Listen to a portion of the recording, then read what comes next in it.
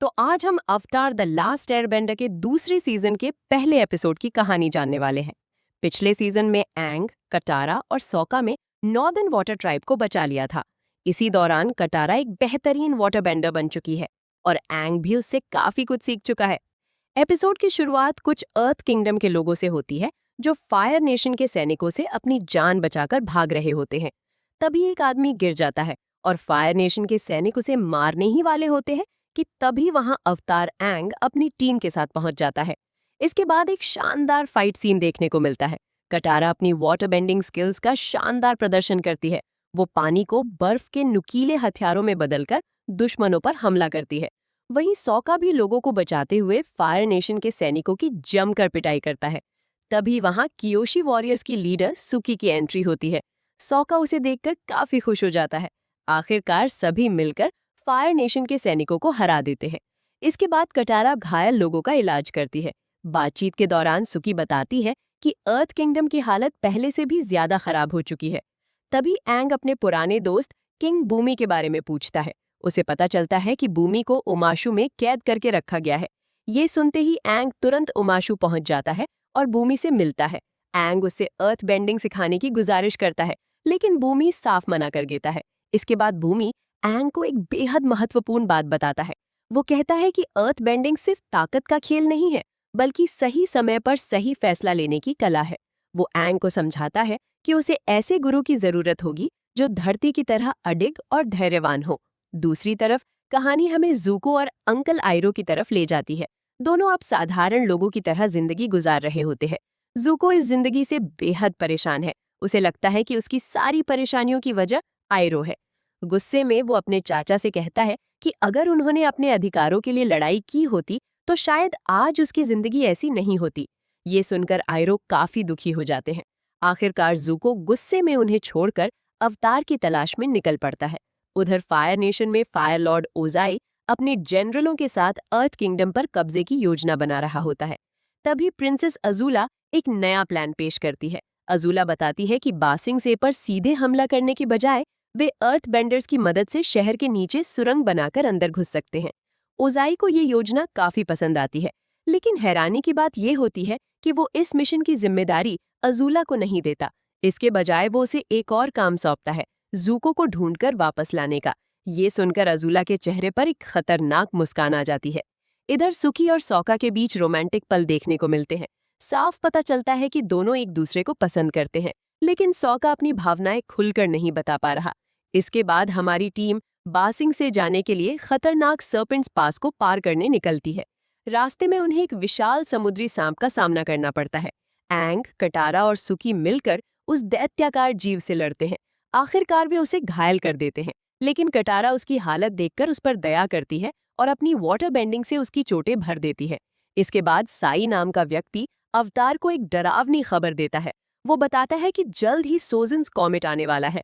जब ये धूमकेतु आसमान में दिखाई देगा तब फायर नेशन के फायर बेंडर्स की ताकत कई गुना बढ़ जाएगी। ये सुनकर एंग समझ जाता है कि उसके पास फायर लॉर्ड ओजाई को रोकने के लिए बहुत कम समय बचा है। उधर अजूला अपनी दोनों साथियों माई और टाइली के साथ अवतार की तलाश में निकल पड़ती है। उसे पूरा यकीन होता है कि जहां अवतार होगा वहां ज़ूको भी जरूर मिलेगा। एपिसोड के आखिर में हम देखते हैं कि ज़ूको अपने चाचा को छोड़कर अकेले अवतार को खोजने निकल चुका है। वहीं अजूला भी उसकी तलाश में तेजी से आगे बढ़ रही है। और इसी के साथ पहला एपिसोड खत्म हो जाता है। दूसरा एपिसोड की शुरुआत एक छोटे से गांव से होती है। यहाँ एक बच्चा अपनी सब्जियां बेचने के लिए जा रहा होता है, लेकिन रास्ते में फायर नेशन के सैनिक उसे परेशान करने लगते हैं। तभी वहां ज़ूको की एंट्री होती है। ज़ूको बिना किसी डर के उन सैनिकों का सामना करता है और बच्चे की मदद करता है। बच्चा उसका शुक्रिया अदा करता है और उसे अपने घर चलने का निमंत्रण देता है। कई दिनों से भूखे ज़ूको के पास मना करने की कोई वजह नहीं होती। घर पहुंचने पर उसकी मुलाकात बच्चे की बहन फे से होती है। वो उसे खाना खिलाती है और आराम करने की जगह भी देती है। अगले दिन ज़ूको उनके घर की टूटी फूटी चीजें ठीक करने लगता है और खेतों में भी उनकी मदद करता है। यहाँ पहली बार हमें ज़ूको का एक अलग रूप देखने को मिलता है। एक ऐसा इंसान जो सिर्फ अवतार का शिकारी नहीं, बल्कि जरूरतमंद लोगों की मदद करने वाला व्यक्ति भी है। उधर दूसरी तरफ अजूला लगातार अवतार की तलाश कर रही होती है। वो रास्ते में मिलने वाले लोगों को डराकर और धमकाकर जानकारी जुटा रही होती है। इसी बीच एंग और उसके दोस्त एक गांव में पहुंचते हैं, लेकिन उनके पास खाने के लिए पैसे नहीं होते। तभी कुछ लड़के उन्हें एक अंडरग्राउंड अर्थ बेंडिंग टूर्नामेंट के बारे में बताते हैं, जहां जीतने वाले को इनाम मिलता है। एंग जब वहां पहुंचता है तो वो बड़े बड़े अर्थ बेंडर्स को लड़ते हुए देखकर हैरान रह जाता है। लेकिन तभी रिंग में एक छोटी सी अंधी लड़की उतरती है। पहले तो सभी लोग उसे कमजोर समझते हैं, लेकिन अगले ही पल वो अपने विशालकाय प्रतिद्वंद्वी को आसानी से हरा देती है। उसकी अर्थ बेंडिंग देखकर एंग तुरंत समझ जाता है कि यही वो गुरु है जिसकी उसे तलाश थी। इस लड़की का नाम टॉफ बेफोंग होता है। कुछ समय बाद अवतार और उसके दोस्त बेफोंग परिवार के महल में पहुंचते हैं। वहां उनकी मुलाकात टॉफ से होती है। टॉफ के माता पिता उसे एक कमजोर और असहाय लड़की समझते हैं, इसीलिए उसे हमेशा महल की चार दीवारी में कैद करके रखते हैं। लेकिन असलियत में टॉफ दुनिया की सबसे प्रतिभाशाली अर्थ बेंडर्स में से एक होती है। एंग उससे अर्थ बेंडिंग सिखाने की गुजारिश करता है, लेकिन टॉफ तुरंत मना कर देती है। हालांकि एंग के जाने से पहले उसके मन में एक नई सोच जरूर पैदा हो जाती है। उधर दूसरी तरफ सोक्का और सुकी साथ में समय बिता रहे होते हैं। तभी अचानक अजूला की दोनों साथी माय और टाइली उन पर हमला कर देती हैं। इसके बाद एक शानदार फाइट सीन देखने को मिलता है। टाइली अपनी खास तकनीक से सोक्का के शरीर के कुछ हिस्सों को सुन कर देती है। वहीं माय अपने तेज धारदार हथियारों से हमला करती है। स्थिति काफी खराब हो जाती है, लेकिन तभी कटारा वहां पहुंच जाती है और दोनों को पीछे हटने पर मजबूर कर देती है। इधर ज़ूको चुपके चुपके अवतार का पीछा कर रहा होता है, लेकिन तभी उसके सामने अजूला आ जाती है। अजूला उसे बताती है कि फायर लॉर्ड ओजाई ने उसका देश निकाला खत्म कर दिया है और अब वो वापस घर लौट सकता है। लेकिन ज़ूको को अपनी बहन की बातों पर बिल्कुल भरोसा नहीं होता। तभी अजूला की नजर अवतार पर पड़ जाती है और वो बिना समय गवाए हमला कर देती है। इसके बाद एक जबरदस्त लड़ाई शुरू होती है। ज़ूको भी अवतार को पकड़ने की कोशिश करता है, जबकि अजूला सीधे उसे खत्म करना चाहती है। युद्ध के दौरान कटारा, सोक्का और सुकी भी लड़ाई में शामिल हो जाते हैं। लेकिन तभी सबसे धमाकेदार एंट्री होती है टॉफ की। टॉफ अपनी अर्थ बेंडिंग से पूरे मैदान का नक्शा बदल देती है। वो अजूला को पीछे धकेल देती है और सभी को बचा लेती है। हालात और बिगड़ जाते हैं जब अंकल आयरो भी वहां पहुंच जाते हैं। वो अजूला को रोकने की कोशिश करते हैं, लेकिन अजूला बिजली जैसी ताकतवर लाइटनिंग अटैक का इस्तेमाल करती है। आयरो गंभीर रूप से घायल हो जाते हैं। ये देखकर कटारा उनकी मदद करना चाहती है, लेकिन ज़ूको उसका प्रस्ताव ठुकरा देता है। वो अपने घायल चाचा को लेकर वहां से चला जाता है। उधर टॉफ के माता पिता उसे वापस घर ले जाना चाहते हैं, लेकिन इस बार टॉफ अपना फैसला खुद करती है। वो साफ कह देती है कि अब वो अवतार के साथ जाएगी और दुनिया देखने निकलेगी। पहली बार उसे अपनी जिंदगी अपने तरीके से जीने का मौका मिला था। एपिसोड के अंत में हमें पता चलता है कि टॉफ के माता पिता ने एक खतरनाक शिकारी को उसके पीछे भेजा है, ताकि वो उसे वापस घर ला सके। और इसी के साथ दूसरा एपिसोड खत्म हो जाता है। तीसरा एपिसोड की शुरुआत एंग की ट्रेनिंग से होती है। टोफ उसे अर्थ बेंडिंग सिखाने की कोशिश कर रही होती है, लेकिन एंग की सबसे बड़ी समस्या ये होती है कि वो हमेशा बचने और भागने की आदत रखता है। एयर बेंडिंग की तरह वो हर हमले से हट जाता है, लेकिन अर्थ बेंडिंग का नियम बिल्कुल अलग होता है। यहाँ भागना नहीं, बल्कि मजबूती से खड़े रहना पड़ता है। टोफ बार बार एंग को यही समझाने की कोशिश करती है, लेकिन एंग सफल नहीं हो पाता। इसी दौरान टोफ को महसूस होता है कि कोई उनका पीछा कर रहा है। वो और एंग बाकी टीम से अलग रास्ता पकड़ लेते हैं। कुछ देर बाद उनके पीछे भेजे गए शिकारी उन तक पहुंच जाते हैं।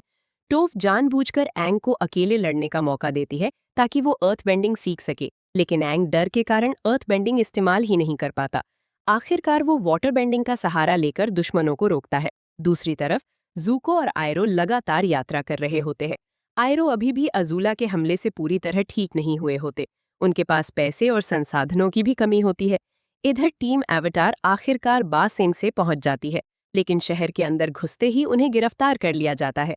हालांकि टोफ अपने परिवार की पहचान और प्रभाव का इस्तेमाल करके सभी को रिहा करवा देती है। इसके बाद उनकी मुलाकात जू डी नाम की एक अधिकारी से होती है। जू डी शहर को दुनिया की सबसे सुरक्षित जगह बताती है और दावा करती है कि यहाँ कोई समस्या नहीं है। लेकिन जल्द ही हमें एहसास होने लगता है कि बा सिंह से उतना साधारण शहर नहीं है जितना ऊपर से दिखाई देता है। उधर ज़ूको और आयरो बेहद कठिन हालात में जिंदगी गुजार रहे होते हैं। एक दिन कुछ गरीब बच्चे ज़ूको को खाने की चोरी करने के लिए कहते हैं। शुरुआत में ज़ूको मना कर देता है, लेकिन जब उसे अपने घायल चाचा के इलाज के लिए दवाइयों की जरूरत पड़ती है तो वो मजबूर हो जाता है। वो बच्चों की मदद करता है और चोरी किया हुआ खाना जरूरतमंद लोगों में बांट देता है।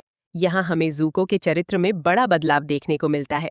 दूसरी तरफ एवाटार टीम को आखिरकार बाज सिंगसे के अंदर रहने की अनुमति मिल जाती है।